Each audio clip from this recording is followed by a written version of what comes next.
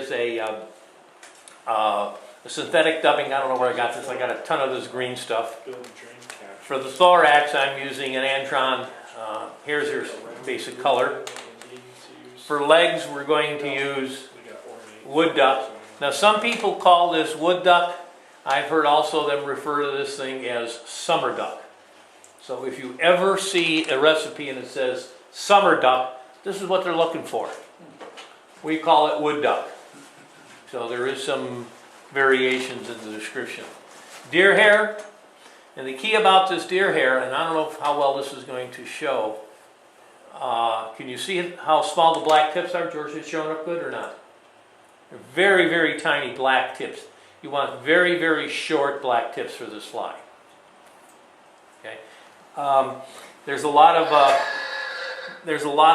deer hair out there which looks great for spinning, but it's really not good for wings because the tips are way too long and black. So you need to pay attention. Now, the hook, same hook as we used before.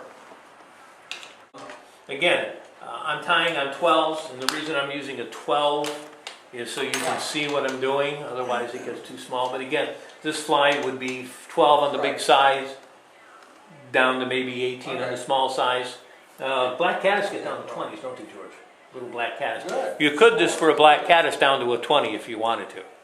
Again, technique is the same. It's just, you know, what size and what colors are you going to go with on it. But again, I'm just grabbing green on this one. Okay? So, on this, we're going to do almost identically, starting the thread, and the concept is extremely similar to what we did last time. We're going to start just in front of the point. Okay? For a rib, I happen to, and you can use silver wire, copper wire, gold wire, anything. I happen to like using that. This is some very old 4X, as you can see the violet. I would not fish with this, but I use it for ribs. It works fine for ribs. It's just some 4X mono. It'll do everything you need it to do. Okay, so what I'm going to do is tie it in on the bottom.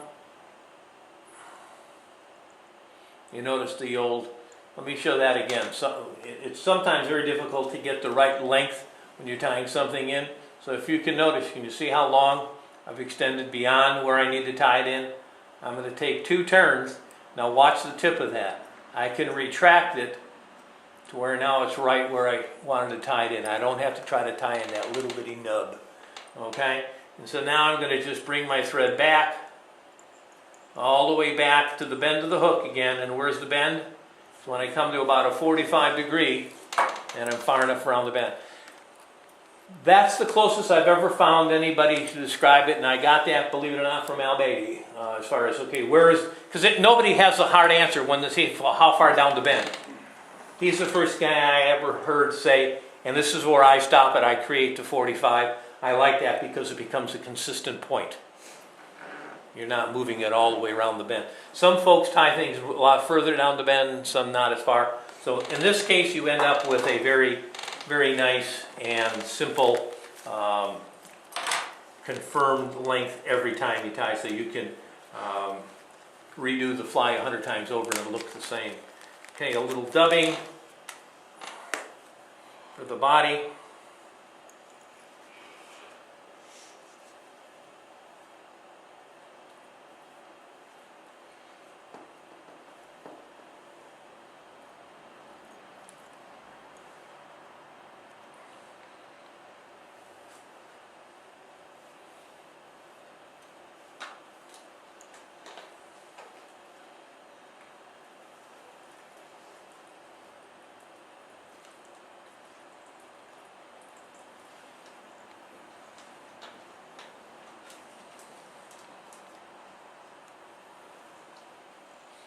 And again, try to build up a taper.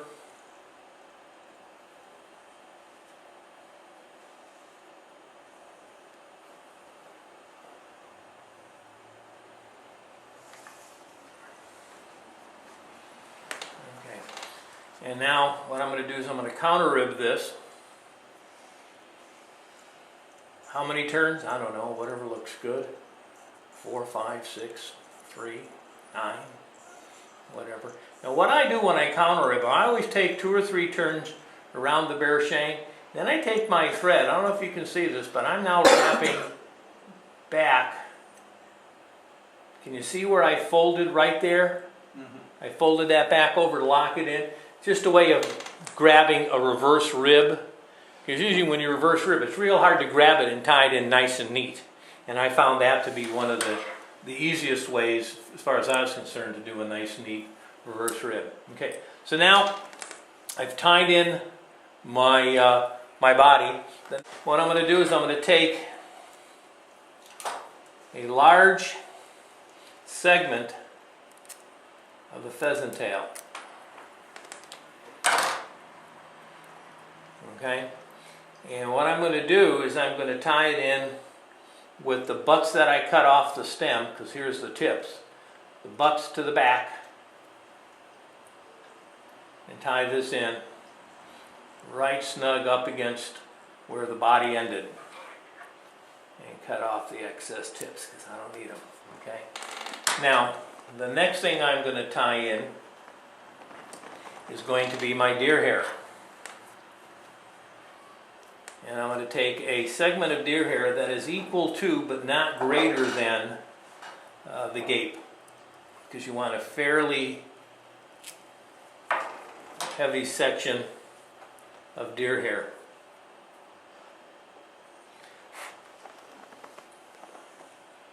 Clean out the underfur.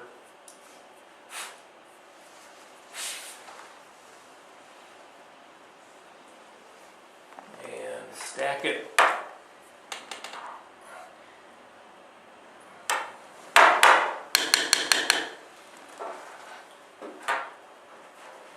Now the wing on this fly is going to extend from the tie-in point, which is right here, right at the end of the body. And it's going to go, the tips are going to go either to the bend of the hook, which would represent an emerger, okay? Or you can go slightly longer to represent, as Davey said, a downed caddis, so a fully adult caddis, which would be a diving caddis resurfacing.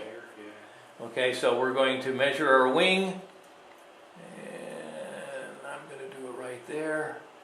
Okay.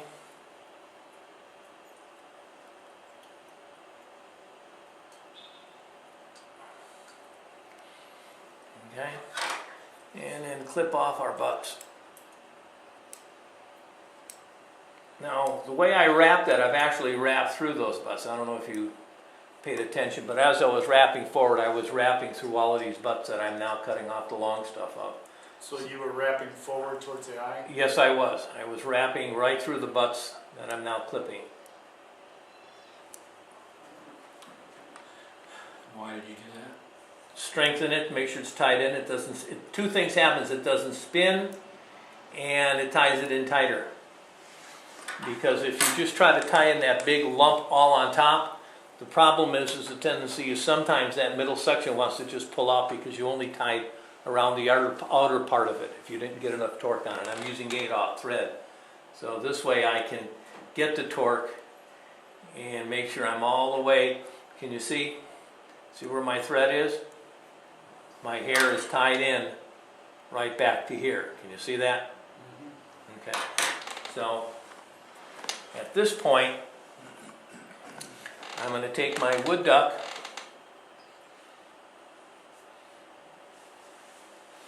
We're going to do the same thing with this wood duck that we did with the partridge.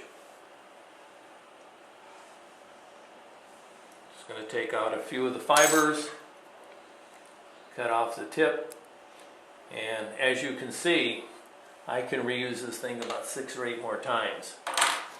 So, come in and grab my little end. There's my wings, there's my legs.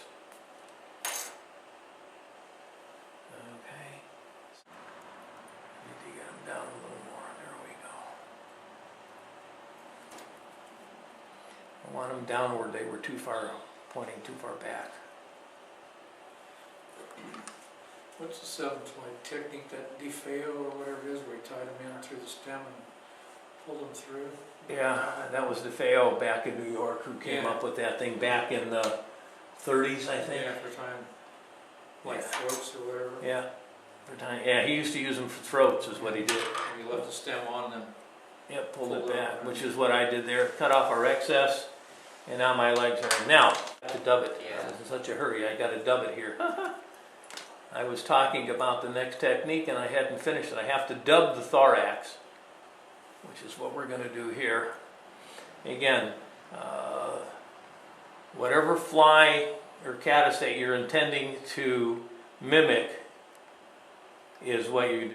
Quigley's got a process that is very similar to this with his wings, where he takes and he splits the hair like this, but he's using a parachute. He's parachuted up a material and down. In this case, it's the same thing. We're going to take that material, which is the pheasant tail, right, that I had pointing backwards, create the caddis wings either as a as an emerger or as a egg-laying caddis. So you end up with nicely split wings. Really setting you some outriggers, really floats well. And the entire curved part of the fly is subsurface, so you're getting a keel effect from the hook point and the bend, keeping the dubbed body slightly under the surface or in the meniscus where the wing is on the top. Okay? So Gene, if you were trying to do an egg layer, would you tie a little larger egg sac in the back? No, because they're coming back up. This is after they've, because when they land, they almost land and they dive almost instantly from an egg layer. And then they hit the bottom, drop the eggs, and they come back up. When they come back up, they actually rest for a little bit. It's one of the few times a caddisfly actually rests on the water. We all fish our elk-hair caddis sitting, dead drifting. Caddis don't sit. Pay attention to the caddis on the water. They're not sitting there floating down. The mayflies do, but the caddis are bouncing. So the way you fish an elk-hair caddis is you skitter it. You keep it moving because that's what the fish is looking for. I read that sometimes the egg layers will come back up at the same time the emergers are coming off. And that's very probable. Kind of time it Okay. somehow. Yeah, and I'm going to show you another neat technique that I picked up just the other day for cutting this. I'm going to cut off this big lump here. All right, let me get it turned into in front of it. Now, if I'm going to try to cut all that off, I'm going to be left with a really large stump. Right? We all know that, and I've had it before and tried to figure out one of the easiest ways to solve it. Here's what I saw as a solution. You grab a small piece of it and you cut it. Grab another small piece, get down tight and cut it.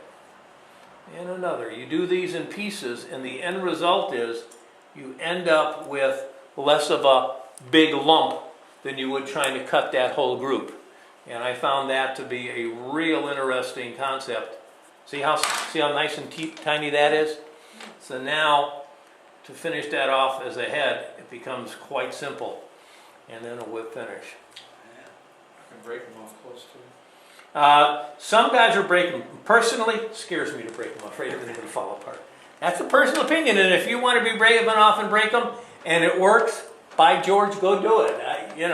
He must do it. So there's the caddis, okay? From the top, side, the bottom.